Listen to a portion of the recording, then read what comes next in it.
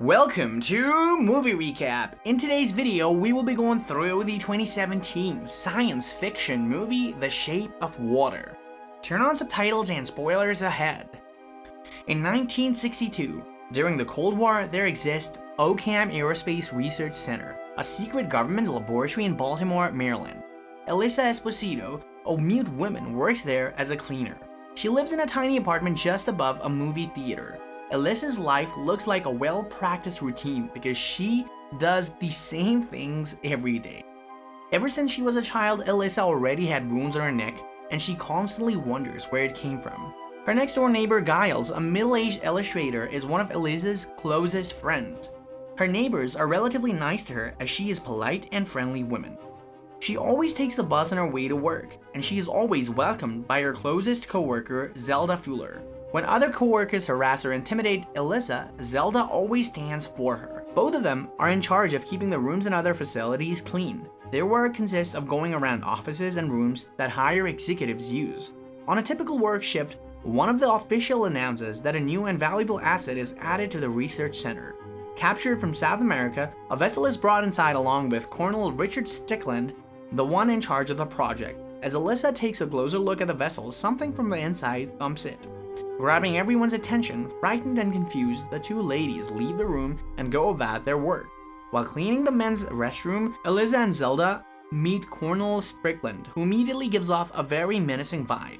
A while later, they both hear a scream from the room where the vessel is placed. Strickland emerges to the hallway with two fingers missing from his left hand, making the guards run into his rescue. Elisa and Zelda are assigned to quickly clean the bloody room where they kept the new asset. As Elisa splashes a bucket of water on the floor, Colonel Strickland's two missing fingers come out from the corner. Elisa carefully places it in a bag and sends it to the hospital. She walks towards the vessel and discovers that the asset is an amphibian man. Fascinated by it, Elisa comes back to the room the next day to see the amphibian man once more. She knocks gently at the vessel, but the amphibian man is now transferred to a small pool just beside it. She calls its attention by offering it a boiled egg.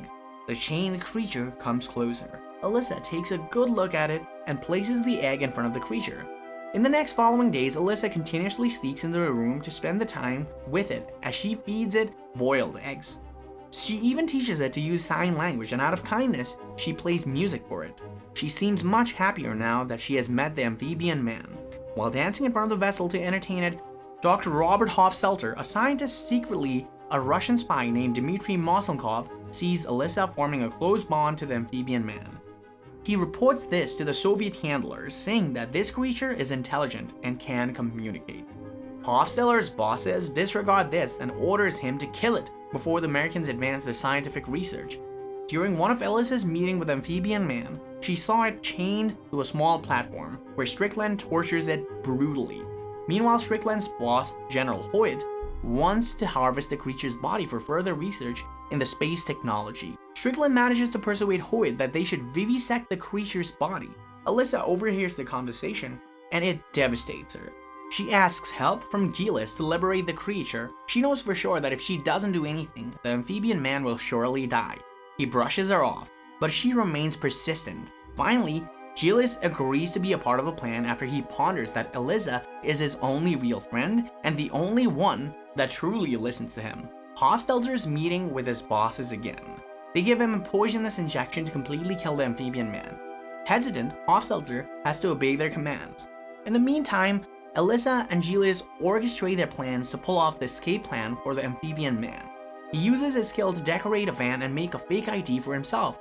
In the lab, Elisa becomes the unwanted attention by Strickland after he deliberately spills his glass of water, leaving her no choice but to clean his office. Elisa walks out after Strickland harasses her. Hofstelter prepares the poison as Elisa initiates the plan by turning cameras away from the enclosure. At Strickland's office, Hofstelter discovers Elisa's plan and decides to help her. In the vessel room, Elisa is startled when she saw Hofstelter. He gives her the keys to unchain the amphibian man. As Zelda leaves work, she senses that Elisa is up to something and decides to check up on her.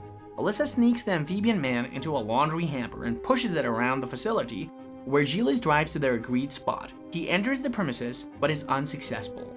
Zelda finds out about Elisa's plan.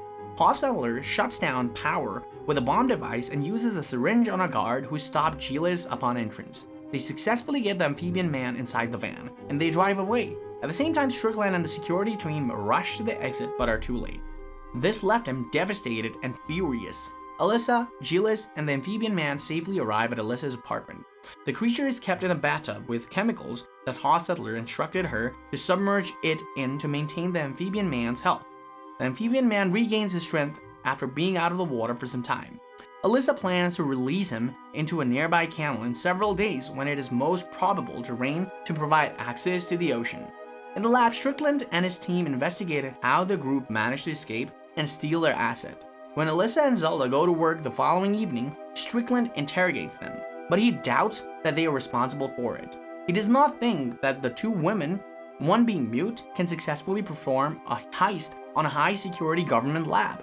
Giles falls asleep at the apartment while watching over the amphibian man. It gets out of the tub and ends up eating one of Giles' cats. He startles the amphibian man. It ends up snatching his arm, and it also runs out of the apartment. It gets as far as the cinema downstairs before Alyssa, filled with worry, finds him and returns to her apartment. Upon returning, the amphibian man touches Giles on the head and wounded arm. One night, Alyssa struggles to fall asleep. She checks up on the amphibian man currently living in her bathroom.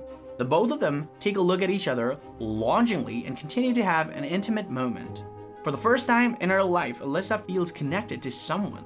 The love that she so desperately desires is now present in her life. She thinks her life has a new meaning ever since the amphibian man has arrived. Back at Hofstadler's place, his Russian bosses visit him. Already sensing danger, he hides a knife in his defense, but he remains safe as they leave.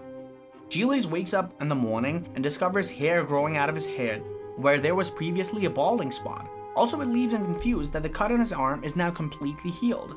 As Alyssa and the amphibian man now grow closer, they make love. She even floods the bathroom so that they can swim together. This causes the theater to have leakages. The theater owner complains about it, forcing Giles to disturb Alyssa and the amphibian man in their precious moment. Back at the lab, General Hoyt informs Strickland that in the 36 hours, he should recover their asset, or his career and life will be over. Alyssa arrives home one morning and realizes that the amphibian man grows weaker day by day. She decides that it is time to let it go soon. She's unprepared for their depart, that she even imagines a world where both of them could live and be together freely. Meanwhile, Hofstadler is shot by one of the Russian bosses, but Strickland, waiting for the perfect timing, not only shoots and kills both bosses, but also shoots Hofstadler. Having realized that he is a spy, Strickland tortures him to get information about who got away with stealing their asset. Hofstadler refuses to disclose any information. Already in much pain, his last words were, "No names, no rankings. They just clean." This makes Strickland think, and it gives him a realization. He's more than shocked to learn that the two cleaning ladies are involved. He goes to Zelda's home to interrogate her and her husband, Brewster. Strickland starts to act maniac as he is desperate to catch the amphibian man. Out of fear, Zelda's husband confesses that the amphibian man is now with Alyssa. Zelda scolds her husband and then even calls Alyssa to warn her. Strickland, filled with angst, leaves the ransack Alyssa's apartment. Again, he arrives too late, but he sees a calendar that reveals where she plans to release the amphibian man. At the canal, they both bid their goodbyes to the amphibian man. Strickland reaches the canal, knocks Giles down, and then continues to shoot the amphibian man and Alyssa. Accepting their fate, they hold hands dramatically. Giles manages to get up and hits Strickland down. The amphibian man gains his strength and heals its own bullet wounds. Strickland is impressed and it calls the amphibian man a god before it slashes Strickland's throat with its claws. As the police arrive, the amphibian man takes Alyssa into the water. This happens as Giles and Zelda watch in sadness and in despair. The amphibian man kisses Alyssa underwater and touches the wounds on her neck. This instantly revives her. They remain underwater, in love and happy that they can be together. Thanks for watching. Please like, subscribe, and click the bell icon to get new movie recaps.